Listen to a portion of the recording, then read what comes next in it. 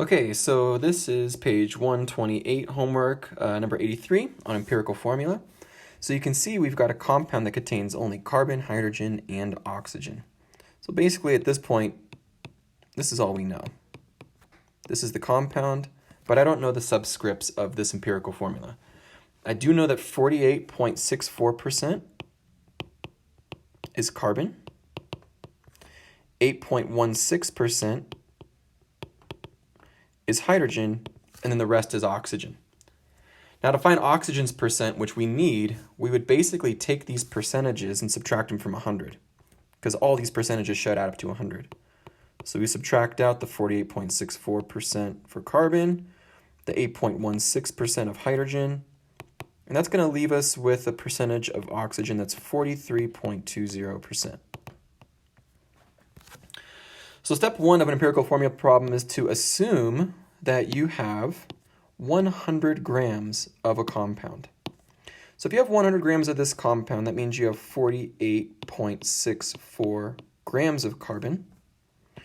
You've got 8.16 grams of hydrogen, and you've got 43.20 grams of oxygen.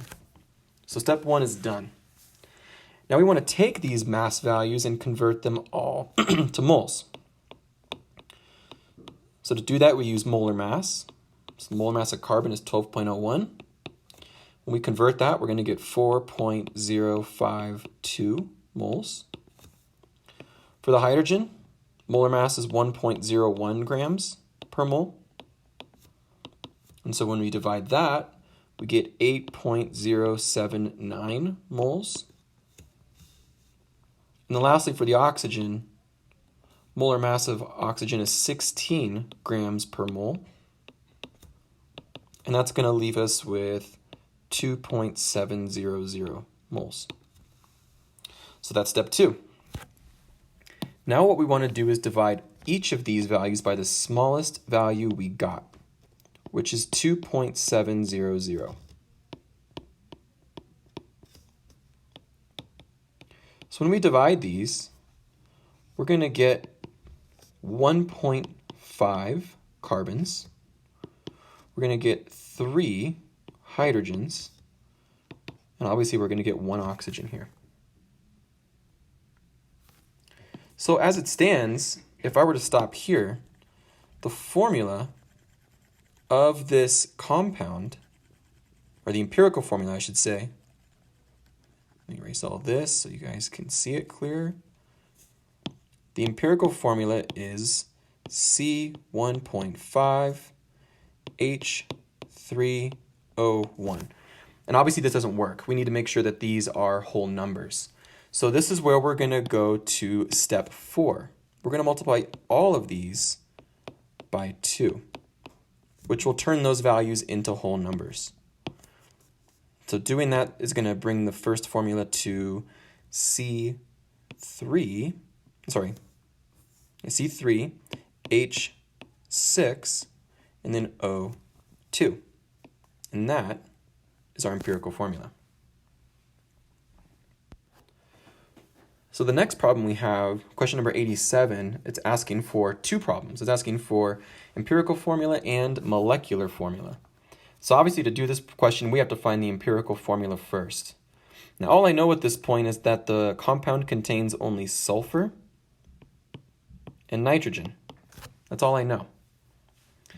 Now the percentage of sulfur in this compound is 69.6% sulfur. The remaining percentage then has to be nitrogen. So if I subtract 69.6 from 100, I'm going to get 30.4% nitrogen.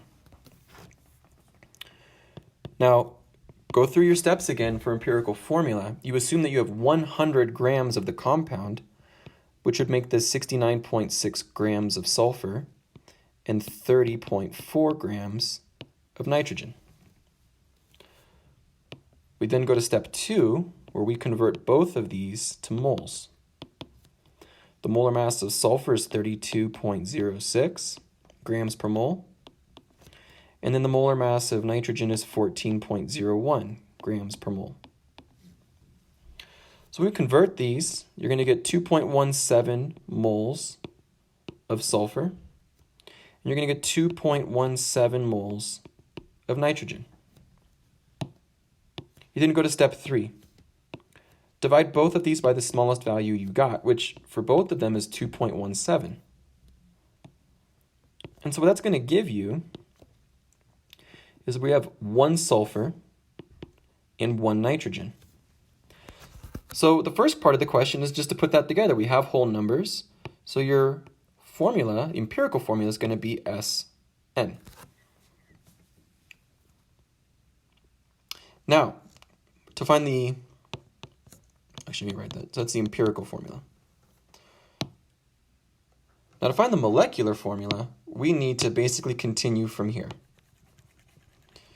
So the steps for the molecular formula part is we first need to find the empirical formula mass. So remember, our empirical formula was Sn.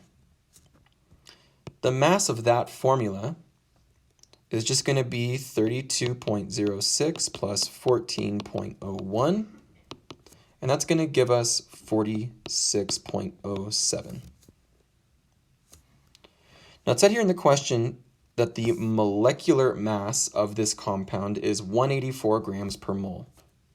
So what we're going to do is we're going to take the molecular formula mass, which is 184 grams per mole, divide it by the mass of our empirical formula, which is 46.07. When you divide those, you're going to get an integer, 4. And this is the number you want to multiply the empirical formula by in order to get our answer. Remember, our empirical formula was Sn. And we're going to multiply those coefficients with a 4. So that's going to make our empirical formula turn into a molecular formula, S4N4. And that is our answer for the molecular formula.